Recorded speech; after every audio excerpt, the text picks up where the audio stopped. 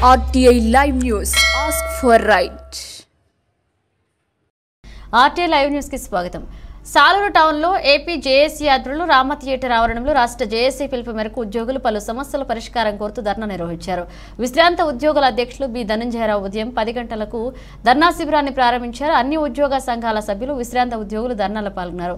సాలూరు తాలూకా JAC chairman ఆకుల ప్రవీణ్ కుమార్ మాట్లాడుతూ ప్రభుత్వం అనేక సందర్భాల్లో చర్చలు జరిపి ఇచ్చిన హామీలన్నీ అమలు చేయాలని డిమాండ్ చేస్తూ 1వ తేదీన జీతాలు చెల్లించండి అనే దీనస్థితిలో ఉద్యోగులున్నారని తెలిపారు. ఈ ధర్నా తర్వాత ఆయన ఓపీఎస్ను అమలు చేసి ఐఆర్ను చెల్లించి పీఆర్సీని ప్రకటించాలని కోరారు. తదుపరి స్టేట్ బ్యాంక్ నుండి తహసీల్దార్ కార్యాలయం వరకు తమ న్యాయమైన డిమాండ్లను నెరవేర్చాలని, క్వాంటమ్ ఆఫ్ పెన్షన్లో పాత పద్ధతి అమలు చేయాలని, రిటైర్డ్ ఉద్యోగులు రిటైర్డ్ బెనిఫిట్స్ ఆలస్యం లేకుండా చెల్లించాలని, జీవో 117 రద్దు చేయాలని, ఉపాధ్యాయులకు ఉమ్మడి సర్వీస్ రూల్స్ అమలు చేయాలని, ఉపాధ్యాయులు నియామకాల్లో అప్రెంటిస్ విధానాన్ని వెనక్కి తీసుకుని మెగా డిఎస్సీ ప్రకటించాలని, కాంట్రాక్ట్ ఉద్యోగులను రెగ్యులర్ అవుట్సోర్సింగ్ ఉద్యోగులుగా ఉద్యోగ భద్రత కల్పించాలని నినాదాలు చేశారు. ర్యాలీలో భాగంగా బోసుబొమ్మ కూడల్లో మానవహారం చేసి అనంతరం ధర్నా శిబిరం వద్ద వక్తలు మాట్లాడి సాయంత్రం వరకు ర్యాలీ నిర్వహించారు.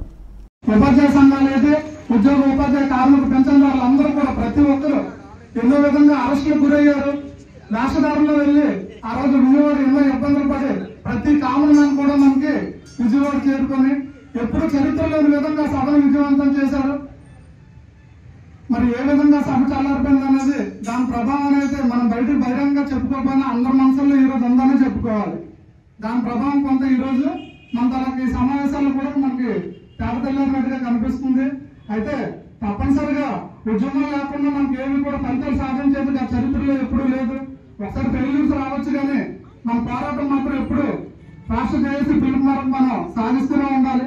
అదేవిధంగా ఈ పీఆర్సీలో కూడా 12వ పీఆర్సీలో మనకి ఏదైతే ఉందో జూన్లో చేస్తాం, జూలైలో చేస్తాం అనేది హామీలు కాకుండా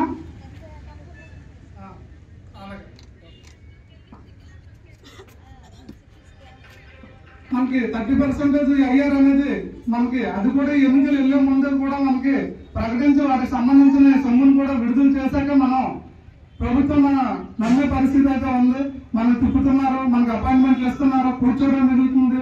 పీస్ మ్యాక్స్ వరకు సమావేశాలు పరిమితం అవుతున్నాయి తప్ప అది పేపర్ రూపంలో కార్యాచరణ ఈ రోజుకి కూడా దాల్చలేదు. ఇస్తాము చేస్తామని గడిచినటువంటి 5 సంవత్సరాలు ఇలాగే గడిచిపోయింది. ప్రభుత్వం పరిపాలన అధికారంలోకి వచ్చిన వెంటనే ఈ రోజు 2 లక్షల మంది కుటుంబాలు ఓపీఎస్ పాత పెన్షన్ విధానం అనేది ముఖ్యమంత్రి గారు మొట్టమొదటిసారిగా ప్రకటించారు. నేను ఎన్నికైన వెంటనే నేను పెట్టే మొట్టమొదటి సంతకం ఓపీఎస్ అని. ఈ రోజు ఆ ఓపీఎస్ లేక చాలా కుటుంబాలు ఉద్యోగం ఉన్నా సరే భద్రత లేని పరిస్థితి, రిటైర్మెంట్ అయిన తర్వాత కూడా వాళ్ళకి భద్రత లేని పరిస్థితి. సిపిఎస్ తీసుకొచ్చారు. ఈ సిపిఎస్ మీద మనం వ్యతిరేక నినాదాలు చేసి సిపిఎస్ పై పోరాటం చేస్తే సిపిఎస్ కాస్త జీపీఎస్ కింద ప్రమోట్ అయింది. సిపిఎస్ అయినా గ్యారంటీ పెన్షన్ స్కీమ్ అనేది నమ్మించే పరిస్థితి లేదు.